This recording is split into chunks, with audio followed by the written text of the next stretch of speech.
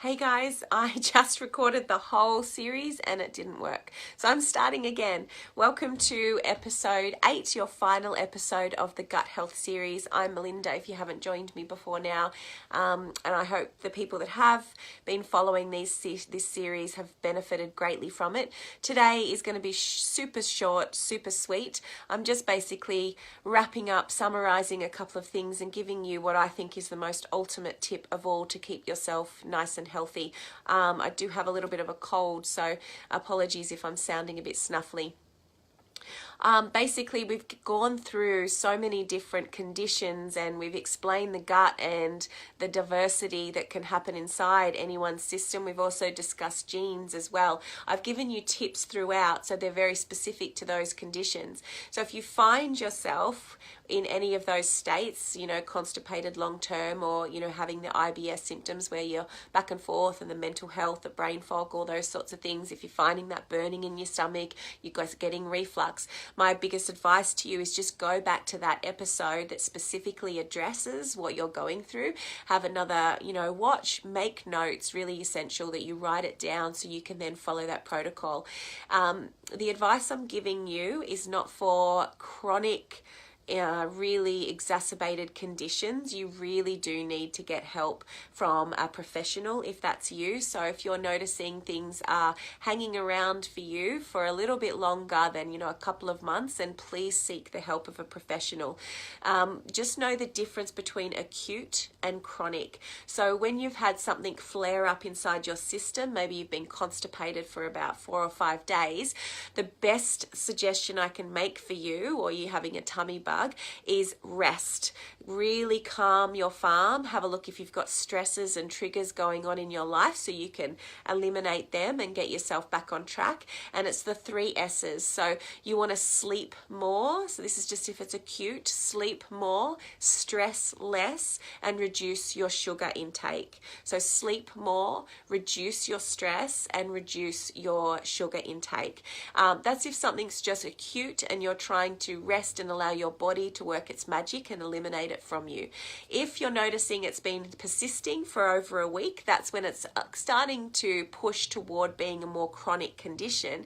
So it's really, hey Trish, so it's really important then in those cases that you come back to the relevant video, you watch it again, make the notes, and try and get back on track. And then the third stage is this has been happening for you for a really long time, or you've followed the steps in the video and it's not quite working for you. It means your actual condition is a little more unique and complex than the way I've addressed it in the video. You've got to remember, I'm not addressing individuals as I talk to you about these conditions. I'm literally talking about a condition and a solution, but we're all incredibly unique, and you may have a certain condition, but you've also got another condition as well, and so just trying to fix this one isn't going to give you complete health. So that's when you're going to need the help of a practitioner. But I can't stress to you enough how important it is to live in alignment with your body. The reason I'm all bung up with a bit of a cold now is because I have been getting the messages from my system. I've been feeling a little bit tired and I didn't listen, and I just kept trying to work through it. And so I said, well, this will slow you down. And now I have a cold and I have to slow down today. So please listen and live in alignment, because that's the only time we can get sick, is when we're not in alignment with our journey and where we're supposed to be on our path. It's just when we stray from that, or we stress too much, or we forget to be passionate about what we're doing and we're feeling that we're on a treadmill, that's when illness can really take us. So nurturing your body starts with living passionately, living in alignment with who you're supposed to be. If you find those niggly health issues are starting to creep in, the 3 S's, they're your first go-to. They should help eradicate anything that's just small and nitpicky for you.